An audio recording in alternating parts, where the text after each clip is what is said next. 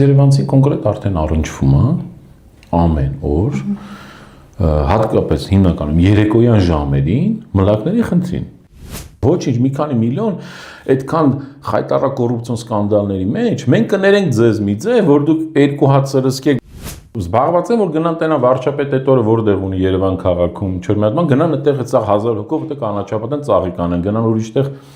ու դու լինելով յանի ժուրնալիստ, յանի պետք է դեմոկրատական արժեք, թավշյա հեղափոխություն, ժողովրդավարական բաստիոն, չգիտեմ, եւ այլն բառեր տակ թաքնվելով, դու վարկաբեկեցիր ամբողջ այդ համակարգը։ Ամենամեծ սերիկայությունն է երևանցիների մարդը տունը նստած դու իրավունք չունես գույքահարկը բարձրացնիր։ Բարև ձեզ հարգելի հետևորդներ, զրուցակիցս այսօր քաղաքային պլանավորող Հաղթանակ կուսակցության նախագահ Վիկտոր Մնացականյանն է։ Պարոն Մնացականյան, ուրախ եմ եւ շնորհակալ եմ, որ չմերժեցիք հարցազրույցից առաջարկը։ Օրերս ձեր Facebook-յան էջում մի այսպիսի գրառում եք կատարել Երևան դարձած իմ մլակստան։ Իրականում սա կարծես թե հումորային տարբերակով եք դուք գրի արել, բայց իրականության հետ աղերսներ ունեն, երբ Երևանում երեկոյան քայլում ենք, մենք նկատում ենք, որ մրժեղները լցված են։ Ինչ խնդիր է սա եւ ինչպես կարելի է այն լուծել։ Հարցը շատ հետաքրքիր է, իհարկե դա գրվել է որպես կատակ, որտեղ ես իրականում արդեն ես բաց օդի կարելի ասել կներեք գժանոցի մեջ Facebook-ը դարձել է մի քիչ շատ անկառավարելի եւ խառը էմոցիաների տեղ, բայց նաեւ հաշվի առնելով, որ մեր պետական, այդ հանրային հեռուստաընկերությունից վերջացրած շատ, չեմ ասում Հայաստանի Հանրապետություն, թերթը չկար խայտառակ վիճակում, հա, որ ժամանակին գոնե վստահելի փորձում էր ստանալ լուրեր, Facebook-ը դարձել է մի հատ ինչ-որ տենց մի խառնարան ինֆորմացիայի, բայց այդ Facebook-յան ուղղակի գրառում էր կեսկատակ, բայց ոնց հասկացա շատ մեծ տենց պոպուլարություն ունեցա, որտեղ ինչի, որովհետև իրականում երևանցիները ասեմ տարիներ հետո, թե անգամ կոնկրետ սկսում են զգալ սխալ քաղաքային կառավարման հետևանքները, օրինակ բոլոր ոլորտներում սխալներ կան, բոլոր ոլորտներում ձախողումներ են։ Ես խոսամ Երևանից։ Համոզված եմ եւ տեսնում եք նույնը տարբեր մարզերում եւ շրջաններում, բայց Եվ որ մենք ասում ենք, որ կա կրիզիս կանաչապատման, ընդհանուր ոլորտում եւ ընդհանրապես էկոլոգիական հարցերով, հա եւ այլն փոշի։ Մարդիկ դες մեծաբերան ձևով, տենց ինքնավստահ, ինքնասիրահարված փորձում են ներկայացնել իրենց սխալները կապել տարբեր ինչ որ, չգիտեմ, գլոբալ յանի խնդիրների հետ, բայց երևանցի կոնկրետ արդեն առնչվում է ամեն օր, հատկապես հիմնականում երեկոյան ժամերին մլակների խնդրին։ Մենք ես չյանքում չեմ մտածի, որ ես կարող եմ իմ երկրի վատ կառավարման, եթե վատ կառավարում են, նշանակում սխալ մարդու նշանակել ես այդ հողակի ղեկավարը, ընդհանրապես մարդը մասնագետ չի։ Տարածումը ինչից է առաջանում։ Գիտեք, եթե շատ մասնագիտական, իհարկե շատ ավելի լավ մասնագետներ կարող են բացատրել։ Երբ որ ես մինչև անգամ աշխատում ենք քաղաքապետարանում, հարյուրավոր ծառեր եմ, օրինակ ես ինքս մեր տնտեսություններում եւ այլն, հա, սրսկում։ Եթե քաղաքային դեկորատիվ ծառը հիմնականում թեղիներից է գալիս, բայց դա կապ չունի թեղիների տարիքի հետ, որը կարող անցնի արդեն օրինակ մենք գիտենք որ Բաղրամյան փողոցը, Իսահակովի փողոցան եւ շատ փողոցներ, անգամ ինքը շատ ծառեր այդ Բաղրամյան փողոցի բան կաղնիներին անցնում, կաղնիներից անցնում է թփերին, թփերից անցնում է վարդեր, այսինքն իրանք ծախսած փողի հերնանիցում են, ինչի, որովհետեւ հունիսը մայիսից մինչև հունիսի կեսը միշտ լինում են անձրևներ։ Մի տարի շատ, մի տարի վատ։ Եվ այդ անձրևների պատճառով դու չես հասցնում, սովորաբար 2-3 անգամ սեզոնային այդ սրսկումներ անես։ Տարբեր դեղեր կան, տարբեր ծառերի համար, տարբեր հանդեղ մլակների եւ այլն։ Բայց երբ որ դու չես սրսկում, ասում են չեք սրսկում, ասում որ սրսկենք անձրև կգա, այղբեր դուք սրսկեք այդ ձեր միլիարդավոր բյուջեների մեջ, մի քանի միլիարդ բյուջե ունի այդ կանաչապատման հողակը, ոչինչ, մի քանի միլիոն այդքան խայտառակ կոռուպցիոն սկանդալների մեջ, մենք կներենք ձեզ մի ձև, որ դուք երկու հատ սրսկեք, բայց շանսն է որ կարող մյուսօր արև լինի կամ անձրևը չգա, բայց մենք չոչնչացնենք մեր կանաչ ֆոնդը, այսինքն դա թազա ոչնչացման ձև է կանաչ ֆոնդի։ Չես սրսկում, մլակները, հետո հարևանից երկու հատ հարևան գնում են խոսացնում են այդ իրանց այդ քաղաքապետարանով, ասում են վայ մլակները պատան չեն կարում բացենք, եկեք կտրեք այդ ծառ։ Ինչ ընդամենը իրանք չեն սրսկի, իրանք իրանց գործը պետք է անեն, սրսկերը, սանիտարական էտը, երիտասարդացման էտը, դրանք մտնում են այդ process-ի մեջ, եւ այդ մայիսից հունիսից ընդամենը պետք է 2-3 անգամ սրսկել։ Վերջի մեքենա երբ որ բերել է, եթե չեմ սխալվում, Հայկ Մարությանի ժամանակ է եղել, իրականում այդ մեքենան էլ ինքը ավելի ենթադրում եմ այգիների համար, այսինքն պետքատու, որտեղ ինքը տրակտոր է, ես Երևանը 1 միլիոնից քաղաք, մայրաքաղաք, հաստատ արժան էր ոչ միայն տրակտորի, բայց շատ է, բայց հայկը գոնե այդ պահին կրիզիսային որոշում արեցին Կրիստինա Վարդանյանը, ժամանակ գրագետ մոտեցում կար։ Իրոք սրտացավ։ Պատճառը ո՞րն է, որ չեն անում։ Այդ զբաղված են, որ գնան տենա վարչապետ այդ օրը որտեղ ունի Երևան քաղաքում, չորմատման գնան այդտեղ հծա 1000 հոգով այդտեղ կանաչապատեն ծաղիկ անեն, գնան ուրիշտեղ այս հրապարակը մաքրեն, գնան չգիտեմ ինչեր անեն, ասեն գնան շատ թանկ, շուկայական գների շատ ավելի թանկ ծառեր առնեն կամ ծառեր ոչնչացնեն։ Իրանք որևէ հետևողական բան չեն արել։ Բացարձակապես, այսինքն ոնց Սարալանջի, օրինակ եկեք վերցնենք կենտրոնի դեպքում, ոնց Սարալանջի այդ դոշը որ կա դեպի մանումենտ բարձրացող, ոնց Նորքի վիճակը կա, ոնց անգամ այդ Հրազդանի կիրճը, ոնց Ծիծեռնակաբերդի այն ամբողջ 100 հեկտարանոց տարածքը մի հատ 4 հեկտար անում են, նկարում են ամենաերևացող տեղը, 2-3 տարի լեզուները 7 կիլոմետր խոսում են, բայց իրականում ոչ ջրում են, ոչ տիրություն են անում, այլ չեմ, որտեվ համակարգն է սխալ։ Ի սկզբանե Երևան քաղաքը չպետք է ունենար մեկ հողակ։ Դա պետք է ունենային բոլոր վարչական շրջանները եւ կանաչապատումը, եթե իրոք դες դա այդքան հետաքրքիր է մեր Երևանցիներն, ասեմ, հենց խնդրեմը տեղից առաջացավ։ Ինչի՞ դες նաեւ համաձայն չէ իմ աշխատանքի տարիներին։ Հասկանում եք, կանաչապատում եք վաղբանություն, դրանք կոմունալ ծառայություններ են։ Դրանք պետք է լինեն թաղապետարանների, կոմունալ վարչության ենթակայության տակ հիմնարկներ, ոնց որ սաղ աշխարհում է, ոնց որ նաև եղել է մեր մոտ։ Բայց նրանք սարքեցին մեծ հզոր հիմնարկներ, մի քանի հազար աշխատողներով, թաղապետերը սկսեցին զրկվեցին, այսինքն արագացված հարց լուծելուց, այսինքն եթե թաղապետը կանաչապատման հիմնարկի ղեկավարի հետ կամ իր բրիգադիրները լավ չի, կարող է այդ օրերով չլինի։ Ես չեմ անում, կարող կոնֆլիկտ կա, կարող է իրար հետ մեկը լավ չեն, կարող է մեկը չեն հասնում, էլ չեմ ասում մեքենաներն են քիչ, այդ սրսկող սարքերը, այսինքն ժամանակին Երևան քաղաքում կար ընդամենը մի հատ երկար բարձր սրսկող Մաքսապետյանի ժամանակ էր ոնց որ կարողանում էր համարը մինչև Բարդիի ծերը սրսկել։ Հիմա այդ մեքենան մի օրինակ ուղղակի լավ բերեմ, որ Երևանցին լավ պատկերացնի։ Ես տեսա օրինակ քաղաքապետարանը դնում է սրսկող մեքենան, անցնում է տրակտորը, ասես փչում է հաստ շիթով։ Նախ ինքը ծառանեց բանն է, եթե ես իմ անձնականն եմ օրինակ սրսկում, ինքը պետք է 360 աստիճան անպայման սրսկես, անգամ կողքից ծառերը եւս, որը եթե այդ մալակը չի, որտեղ ինքը կարա մի փախնում այդ ծառերի վրա,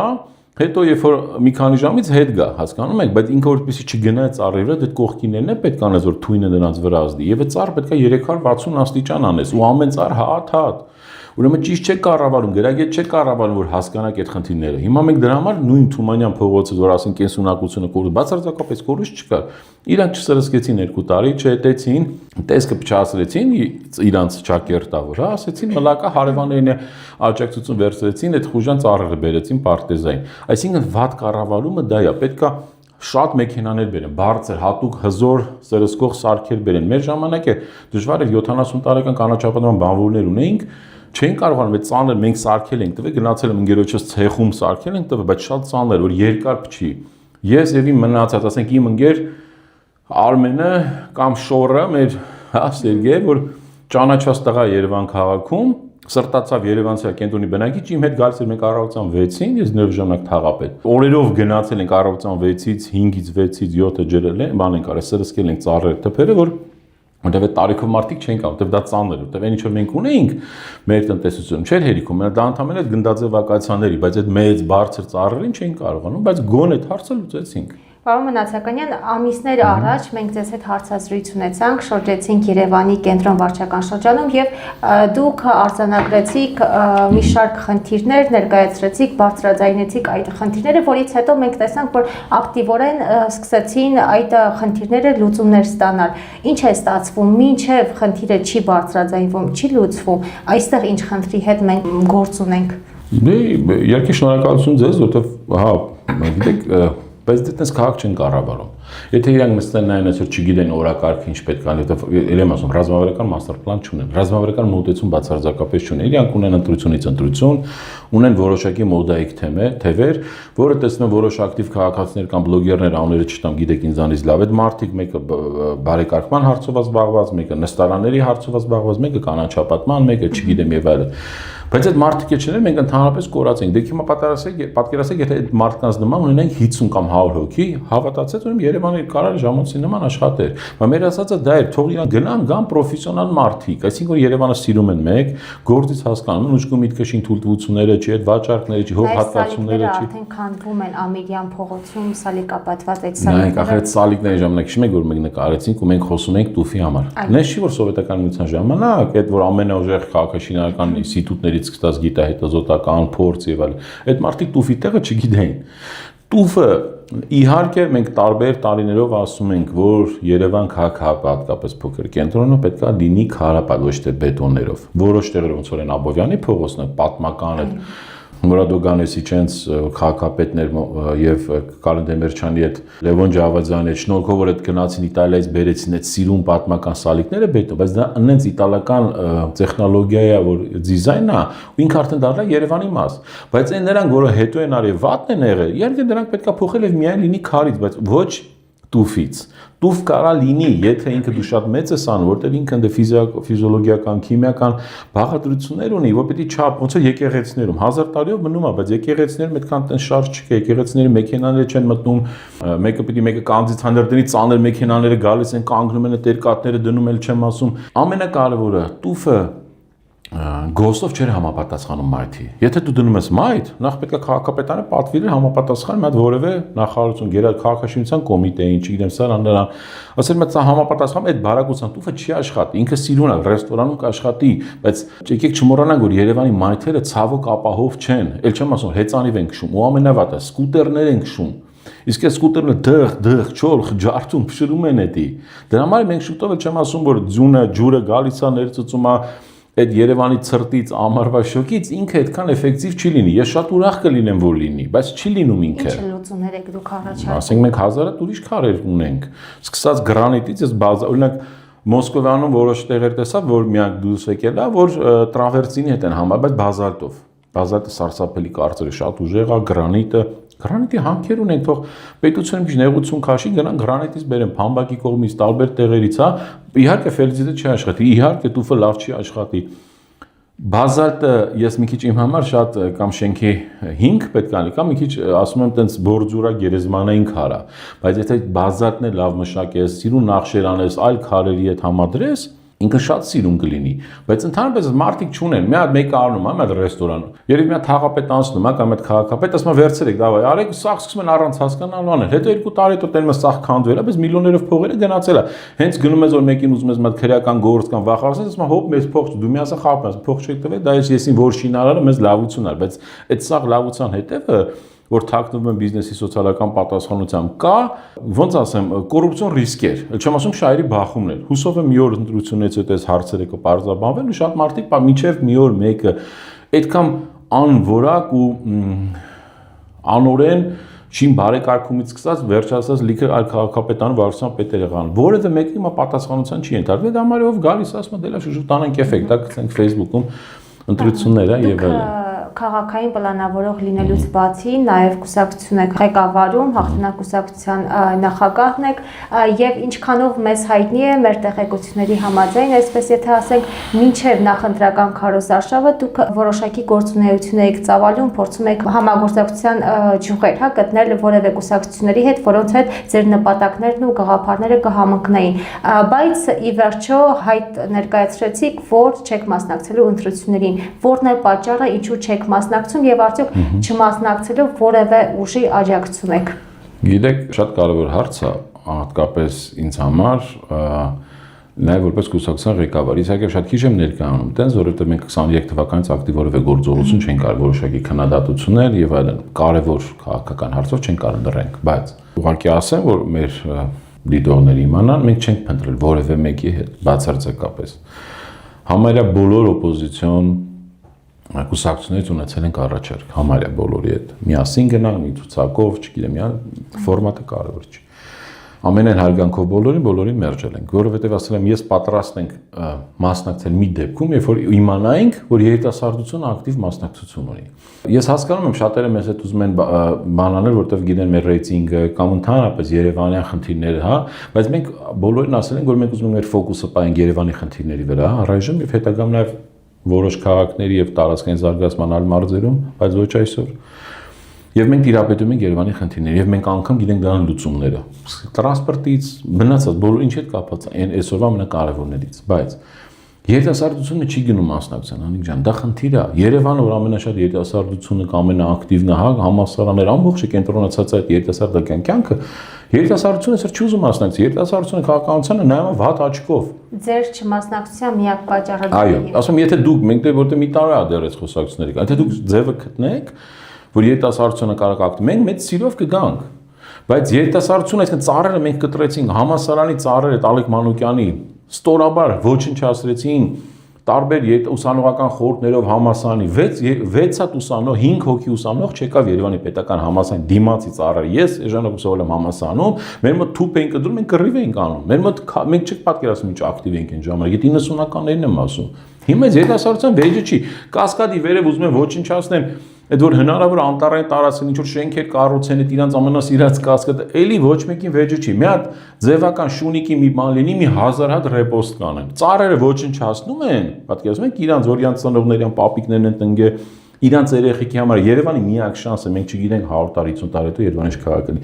Բայց միակ բանը որ ես հաստատ գիտեմ, Երևանը պիտի լինի կանաչապատ մաքրութով քաղաք։ Միակ դա կփրկի, որ Երևանը կդառնա գոնե ինչ որ մի հարցով մրցակցային։ Բայց երբ որ ինձ հարցում են իսկ դուք որպես կուսակցություն ոնց եք պատկերացնում երիտասարդությանը, աշխատանքը կա իհարկե անելու, բայց ամենաառաջն են տարբերակներից մեկը մենք առաջարկում ենք որ քվեարկությունը լինի էլեկտրոնային։ Մենք ամփոփ հաղթանակ կուսակցություն նամակ ենք գրել կենտրոնական ընտրական հանձնաժողով, ես հանդիպել եմ, խոսացել եմ այդ ղեկավարության հետ, ասել եմ չի լինի, պետք է էլեկտրոնային լինի, այսինքն ով ուզում է Փանցիկ ընտրությունը այդպես հնարավոր է ապահովել արդար։ Սա աշխարհում հնարավոր է, ինչ որ մի բան լինելու է, այսինքն շատ կարևոր է դա, որ երիտասարդներ ոնց ընտրեն, ասում ընկերներով գնում են օրինակ կասկադ կաֆե նստում են կամ որտեղ ուզում են անգամ հավաքվում են հետո Կիրակի օրը մեծ մարդ շատ դեպքերում մարդիկ հանգստյան օրա չեն ուզում շարժվել տեղից մեկը գնում է դաչա մեկը գնում է հարսանիք մենք ստեղ այդ ամեն ինչը ասում 5-ից 10% կորուստ է պատկերացնում եք դա մարը Մարդիկ որ ասում են ինչի՞ այդ քիչ գնում ընտրության, որտեվ օրն էլ անհարմար է, ինչպես դրե մի օր, ինչպես դրե Կիրակի, դե ուրբաթ, շաբաթ, Կիրակի կամ շաբաթ, Կիրակի, երկու շաբթի, թող 3 օր լինի այդ ընտրությունը։ Ձեր գնահատմամբ ինչու երիտասարդները հեռացված են քաղաքականությունից։ Մենք էլ երբ հարցումներ ենք անում, երիտասարդները բարբերաբար նշում են, որ մենք քաղաքականությամբ չենք զբաղվում։ Դուք ինչ եք առաջարկում, որովհետև դա պետությունը պետք է անի։ Երիտասարդները կան քաղաքականությամբ, երկու հիմնարկ, մի քիչ տենց սովետական բառն եմ ասում, այդ հիմնարկ առաջին հանդարին հեռուստաընկերություն, ես ինչեմ անդադ պատասխանության կանչում հանդարին հեռուստաընկերությանը։ Հանրային հեռուստաընկերությունը ունի նորմալ երիտասարդական ծրագրեր։ Նորմալ, չեմ ասում եմ ռադիոներ, մենք ունենք այդքան ռադիո, առանձնապես ոչ մեկ, որ ռադիոն ենթադրում ես ավելի երիտասարդական, բայց ավելի տաքսի շոֆերների մասին է, քան երիտասարդության մասին։ Դա սխալ է, թող սա այդ ռադիոյի տերերը մտածեն։ Երիտասարդության հետ աշխատանք չունենք։ Համալսարանների ուսանողական խորհուրդը 18 թվից որ այդ ուսակցականացված է, հիմա էլ ավելի վատ է։ Մենք դասախոս ենք, պատկասում մի քանի դասախոս հանել են, որ այսինչ կուսակցան են հարում։ Այս դարում դուք հասկանում եք Facebook-ի լայքի համար մարդուն գործից ազատում են ու երիտասարդությունը ձենչան եւ երրորդ ամենակարևորը այս գաղտնալսումները եւ անձնական սեփականության այս հերախոսները մեկը սրանա ձայնագրում, մեկը մտնում է պատկասում եք KGB-ն մտնում է այդ ԱԼՑ կոչվածը, մտնում է մարդկանց հերախոս գնում են զեկուցումենյաց ղեկավարի, սա դնում է, չգիտեմ, իր քաղաքորթով, իրանց մարկանցով դնում լուսաբանում են, երիտասարդները դատենում են սկսել են վախենալ։ Բայց երիտասարդները պետք է գնան եւ պահանջեն, որ չի կարելի որոշ բաներ, որ սրբությունն է, գաղտնի նամակագրությունը, անձնական տվյալները, դա կարանի առողջական 1000 հարց, դու ոնց կարաս լինես պետության ղեկավար, ու դու լինելով յանի ժուրնալիստ, յանի պետք է դեմոկրատական արժեք, թավշյա հեղափոխություն, ժողովրդավարական բաստիոն, չգիտեմ, եւ այլն բառեր տակ թաքնվելով, դու վարկաբեկեցիր ամբողջ այդ համակարգը դեմոկրատական ու երիտասարդությունը հիասթափվել է։ Արդեն 8 տարի անցել է ոչ մի օրինակ լավ չկա դեմոկրատական։ Կանք խայտարակ շատ քաղաքբանտարկյալներ, էլ չեմ ասում որ եկեղեցու հանդեպ է ստոր քայլեր ինչ որ արվում է, երիտասարդությունը նայում վախենում է։ Դրանից ոնց որ ինքը տունը ստիպած տանը ապրում են, ծնողների արծեցում են, ջարդում են, բաժանվում են, խփում են անգամ, հասկանում եք, մեկը մեկի լույսն անջատում, մեկին փող չի տալի։ Այս լրիվ նույն իրավիճակն է Երևանում։ Երիտասարդությունը հիասթափված է, բայց դրա միակ ձևը, Անիկ ջան, որ իներ գոն էլեկտրոնային, որ իրանք ընկերներով հա նստածն են երիտասարդ, գնացել են միտեղ, տղեկ են, աղջիկ են, բիսեդկում կլնեն, կաֆեմ կլնեն, ասում եկե սաղին բոլորին ոնց հիմա գալիս է, չէ՞, այդպես մեսիջներ, այսօր ընտրությունը խնդրում ես գաղտնաբար հավաքեք, գնացեք։ Այդ որ ասում են գաղտնությունը մարդիկ յանց անձնական նամակագրություններից, բանկային տվյալներից զստանում են, չէ՞ հեռախոսին, սմարթֆոններին։ Ես եթե մի բան սմարթֆոնում չկա, մտաղբերս լավ խոսք ասում, ուրեմն դա ապագա չունի հետագա, իմացեք։ Դու պիտի ամբողջը բերես այդ սմարթֆոնի վրա։ 5 տարվա իր կյանքի ստրատեգիական երկրի ապագայի ամենակարևոր հարցը լուծվում է այդ ընտրություններով։ Երիտասարդությունը չի գնում։ Ես անկեղծ դրա համար շատ դեպքերում իրանց չեմ ներում։ Դուք Երևանին, երևանցիներին լավ ճանաչում եք, կենտրոն վարչական շրջանի ղեկավար եք եղել։ Ինչ եք կարծում, Երևանը այս ընտրություններին, ընդամենը 4 օր է մնացել, Երևանը այս ընտրություններին ում է ընտրելու։ Դժվար է ասել, ես իրականում ես կարող ասեմ իմ շրջապատում, որովհետև ես շատ դաշտային աշխատանք անում եմ ավելի շատ մարդաբանական առումով քաղաքի պատմության, մշակույթ եւ այլն։ Մի քիչ նուրբ հարց է, էլի, որ ասեմ կստացվի քարոզա, չեմ ուզում որևէ մեկին գովամ կամ որևէ մեկին փնովեմ, բայց ես կարող նկատեմ մի բան, որ երևանցիները նույնը էլի շատ նախ քիչ են գնում Երևանում։ Անկամ մեր քաղաքական ընտրությունների ժամանակ, ասենք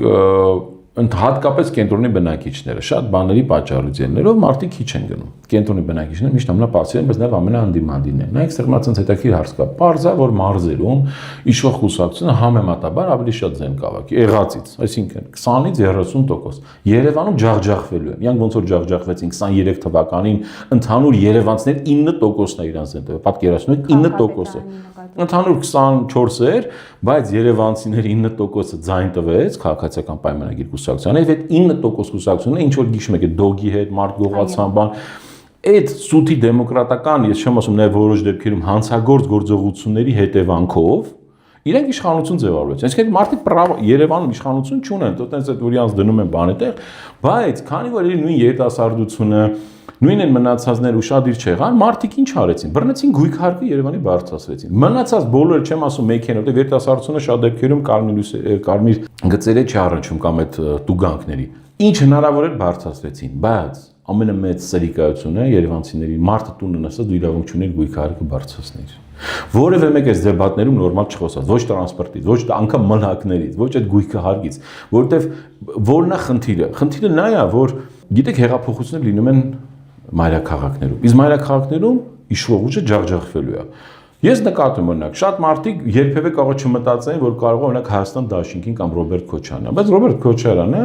բան արել, անգամ Կանոն Դերեմերչյանը չի կարող ասել հյուսիսային պողոտան։ Իհարկե տակը լիքը վատ պատմություններ կա։ Թող գնան այդ մարդկանց բռնեն, Ծիգի ղեկավարն է,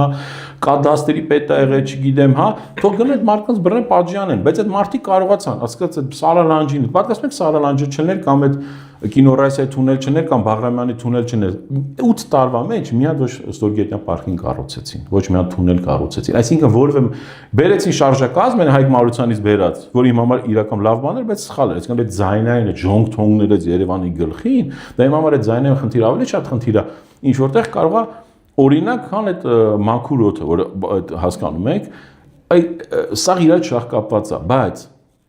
շատ մեծ խնդիր է երևանցիներին, օրինակ մարզերում ոնց որ ուժեղ Հայաստանը տեսնում ենք մեծ հաջողություն ունի, օրինակ ես ուժեղ Հայաստանում շատ ավելի շատ ընկերներ ունեմ, քան որոշ կուսակցություններում, բայց իրանք շատ ավելի ճիշտ են անում, օրինակ ոնց որ Մամիկոն Ասլանյան Կիրովականում, չէ՞։ Այսինքն ինչ է, որովհետև Մամիկոն Ասլանյանը համայնքի ղեկավար ասոցիացիա։ Մենք ցավոք Երևանում չունեցանք ոչ մի թաղապետ, ոչ մի քաղաքապետ, որ ասոցիացվի որպես համայնք։ Այս սա է խորքայինը, ոնց որ խորքայինը երիտասարդությունը չի գնում ընտրության։ Այն նույնը մասնակցային կառավարում է, մարդիկ տենց է չիմացան, իրենց կուսակցությունը քաղաքացիական պայմանագիր, դա այդ հայտնի, հիշում եք, մեր ֆրանսիական, լուսավորչական այդ իդեաները վերցրեցին, բայց որևէ այս բացի այս վերջի մի ամիսը գնան բաժանեն, խոսան ժողովուրդ ջան, ես ձեզանից եմ, բայց այդ մարդիկ կապ չունեն, անգամ այդ արդեն սա սկսել են թանկացումներ հագնել, մեքենաներ տենց դերի մեջ են,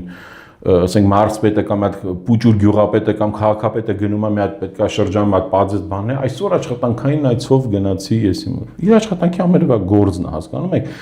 Հազար ներողություն, ընդհանրապես մի բան ասեմ նաև ոնց անգուր երիտասարդություն այդ միտքը մոռացա, բայց շատ կուզեմ։ Պետք է Հայաստանում, Հայաստանի Հանրապետությունում, որը ասես լուրջ սանր գեոպոլիտիկ խնդիրների առաջ է, չէ՞, հիմա մեզ ում են ռուսները թշնամասն են եւ այլն։ Ընտրությունը պետք է լինի պարտադիր։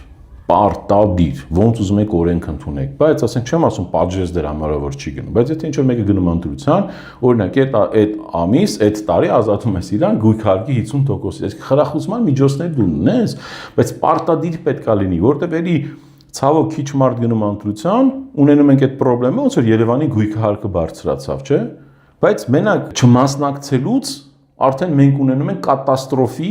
կատաստրոֆիկ արդյունքներ մեր ընտրություններին։ Եվ պարոն Մնացականյան, վերջում կցանկանամ նշեք, թե հունիսի 7-ին, 8-ին ինչ պատկեր ենք մենք ունենալու, արդյոք ընդդիմությանը հաջողվելու է հաղթել, թե իշխանության վերընտրություն է լինելու եւ անկախ արդյունքից, անկախ պատկերից հետընտրական process-ները ինչպես եք դուք պատկերացնում, որովհետեւ առաջին նախագահ Լևոն Տեր-Պետրոսյանը նշել է, որ ծանր հետևանքներ են լինելու երկու պարագայում են։ Դուք նման զարգացումների կանխատեսումներ ունեք, թե ոչ։ Գիտեք, ես չեմ ուզենա վատ բաներ մտածեմ, բայց ես վատ բաներ նկատում եմ վերջի, ասենք օրինակ երեկվա Մասիսի, այսօրվա արդյունքի ծեծ ու ջարդ, այսինքն նույն այն ժամանակ էլ մշում այսին խելք բան ասում կամ եմ, նույնն է կանում ավելի բետար, որովհետև միշտ այդ վատ խավ կա տարբեր Երևանում, տարբեր քաղաքներ, մարզերում, որ միշտ պատրաստ են ծառայեն վատ առումով այդ իշխանություններին, որ մեկ երեխու նշանակեն միտեղ գործի կամ մի հատ թույլտվություն օրինականացնեն։ Հիմա ես իրոք շատ ցավում եմ, որ պատկերացնում եք, ես հանկարծ մտածում եմ, որ այս հունիսի 7-ից կարող պարլամենտում չհայտնվեն, օրինակ Էդմոն Մարուկյանի նման պրոֆեսիոնալ իրավաբաններ, ասենք падգամավորներ, ասենք չլինի Լևոն Զորաբյանի նման կամ ասենք Արամ Մանուկյանի նման, հասկանում եք, այդ հզոր մարդիկ այդ քաղաքական գործիչները չհայտնվեն, չլինեն, ասենք Մեսրոպ Առաքելյանը, չլինի մնացած, այսինքն ես նայում եմ անգամ իմ մեզ որ բոլորի սովորել իրավաբանությունը կուսակցություններից Սուրենի հետ, օրինակ Վարդան Այվազյան իմ դասախոսն ա եղել, մեզ բոլորի սահմանական իրավունք այդ մարդն ա սովորացրել։ Այդ մարդիկ կարող է չանցնեն, ու անցնեն եսիմով։ ՔՊ-ից, որոնք ոչ ոնց որ ավականու անդամներն են եղել, հա, ոնց որ, բայց ոնց որ եք համարում, որ նրանք կվերընտրվեն, իշխանությունը կվերընտրվի։ Ում հաղթանակն է։ Չէ, ընտրություն չէ։ Ես խոսում եմ ոչ թե իշխանությունը կվերցնել, ասում պարլամենտ անցնելու։ Չէ, իրանք միանշանակ շանս չունեն։ Ասում Երևանում այդ մարդիկ 15% չեն կարող հավաքել։ Երևանում քաղաքացիական պայմանների կուսակցությունը 15% չի կարող հավաքի։ Ոնց հավաքի, այդ ցավալամ, սա պրավալա, երկու դուք պատկասում եք մի հատ բակ են սիրուն արել, մի հատ բակ 8 տարվա մեջ քաղաքապետը գնացել է, վարչապետը գնացել է, կանգնել է, երեխու պես ուրախացել է, գնում է ուրիշ մարզեր խոսում է այդ բակից։ Արտգործ նախարարին հարց են տալի երեք, այդ արտգործ նախարարը բանու գործը թողեց, սա խնդրեմա, գնում է լուրջ դեմքով այս դեսպանատոնն է, ռեմոնտն է նայում, հետո գնում են երկրի դեսպանատան բացում է, հələ պատմում եք, այս պատը ոնց է կարել, ձեռառնոցի այս մարդիկ չեն տիրապետում, հասկանում եք, ոչ մի խնդրին։ Հիմա այս օրինակները տալիս եմ, հիշում եմ, մի ընկերոջ ասեմ, եկին չնեղացնեմ, բայց ինձ չի կարող, օրինակ Հայկ Մարությանը, որը ի տարբերություն շատ-շատերին, մարդը սիրված է։ Մարդը ճանաչված է, ինքը աբայեցին է, ժպիտ ունի, անկեղծ է, խնդիրներ չունի, որևէ մեկի հետ կապ չի, կամ ասենք Թաթոյանի նման, կամ ասենք Դավիթ Անանյան, որը հանրային ֆինանսների կառավարում են, լավ մասնակ այդ մարդիկ պետք է անցնեն։ Ես էլ խոսում եմ պարլամենտի մասին։ Էլ չեմ ասում, չգիտեմ, Բևերի կամ մնացած է տաղանդով նայում ես ինչ կլաս են ցույց տալի, բայց երիտասարդության իմիջիալից միակ շանսը ունի դեմեմը։ Դուք տենում եք այդ մարդկանց նման կրեատիվ, ոնց որ դեմեմ, նա պրոստը եթե իրենք մի քիչ շուտ պատրաստվեին անկեղծ կամ ես կամ շատերը կուզեին իրանց օգնել։ Այս սա է հարցը, բայց երբ որ դու նայում ես, հասկանում ես, որ հիմա պետք է ուժեղ ղեկավար։ Արդեն այս որտեվ այդ վարկաբեկված, այդ գորգորացող, սուտասան, այդ մարդիկ արդեն հոգնածրել են։ Ու իրական 8 տարին պետք է լինի վերջ, էլի, ով ուզում է լավ վատ է վերջ, 8 տարի ոչ մի շանս մարդը չի։ Փորձեր եղել մեր երկրում, տարբեր երկրում։ Միակ ձևը, որ մեր ընտրությունները եմ կրկնում, ես շատ կուզենամ այս միտքը շատեր հասկանան, որ ընտրությունները ինչ որ մի օր պետք է դառնան պարտադիր։ Դա է մեր ամենակարևորը։ Իսկ իշխանությունը ես շանս չեմ տեսնում, որ իրան կարող են անցնել 30% սաղ գումարեց Երևանով, մարզով եւ այլն չի լինի, բայց ես ուզում եմ, որ նաեւ առողջ լինի եւ նաեւ ուզում եմ, որ մեր հետագա իշխանությունը, ով ուզում է լի վարչապետը կամ նախագահը, բայց արդեն այդ զսպում լինի, չլինելի տոտալ մի հատ կուսակցության ձեռը, չլինելի տոտալ մի հատ ղեկավարի ձեռը։ Ու հիմա ես նոր առաջի անգամ տեսնում եմ, որ նա կարա նույն, չգիտեմ, անգամ Բարգավաճ Հայաստան կուսակցության, ասենք անցողիկ շեմից մի մարդ լավ տեխնաց ունի, որտեվ հիմա Նիկոլենց միակ մարդը կարող է երկիրը պարզ պահի, այս ղեկավարությունը մենա Գրիգորյանը, որը Բարգավաճ Հայաստան կուսակցությունից է եղել։ Այդինքն մերն է պատկասում եք, եթե չմնար որպես փոխվարչապետ, вообще խայտարակ են եղել Ռուսաստանով, մնացած տեղերով եւ այլն, բայց ինչ եղել, եղել է կոալիցիոն, չէ՞ այդ ժամանակ։ Կոալիցիան սարսափելի կարևոր լավ բան է, ու ես հույս ունեմ թե Երևանում, թե մնացած տեղերը կոալիցիան հաղթելու է եւ ես մեզ կարծում եմ մնացել է մի քանի օր, որ ես խայտարակ ծառասպանդից մնակներից վերադարձանք էլի մլակներին, մենք կունենանք ավելի լավ ու էֆեկտիվ կառավարվող երկիր։ Շնորհակալ եմ հարցազրույցի համար։ Հարգելի հետևորդներ, հիշեցնեմ, որ զրուցակիցս քաղաքային պլանավորող Հաղթանակուսակցության նախագահ Վիկտոր Մնացականյանն էր։